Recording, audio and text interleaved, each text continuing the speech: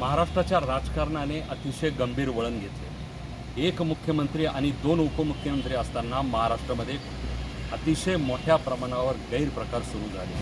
त्यातच प्रभू रामचंद्राच्या चरण स्पर्शाने पावन झालेल्या या नाशिकच्या भूमीमध्ये हत्याकांडाचं एक पर्व सुरू झालेलं आहे। वेगवेगळ्या प्रकारचे अनेक अतिशय दिग्गज अशा प्रकारचे पोलीस आयुक्त या ठिकाणी येऊन गेले, परंतु हे हत्यासत्र थांबलं नाही।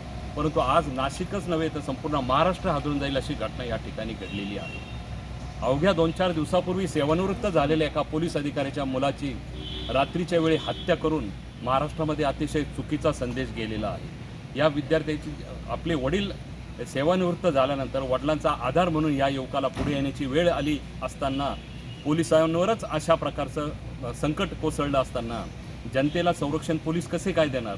स्वतःचं कुटुंब जर संरक्षित ठेवता येत नसेल तर पोलीस जगाला कोणत्या प्रकारची सुरक्षा देणार असा सवाल जनसामान्यामध्ये व्यक्त होत आहे। या ठिकाणी कोकाटे परिवारातला हा सुपुत्र आज गेलेला आहे। संपूर्ण नाशिकमध्ये खळबळ उडाली आहे। बदलापूरची घटना नुकतीच घडून गेलेली आहे, महाराष्ट्र हादरलेला आहे। कोलकात्याची घटना घडली, देश हादरलेला आहे। आता आमचं संपूर्ण नाशिक हादरले गेलेलं आहे।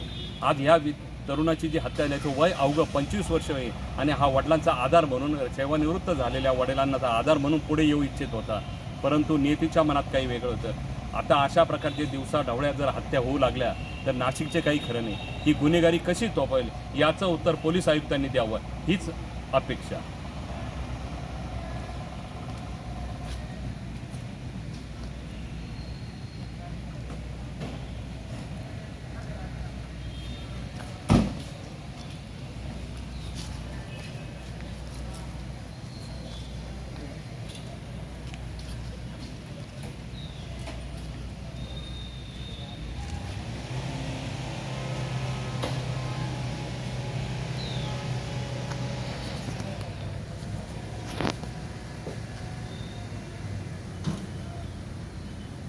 टाकू आता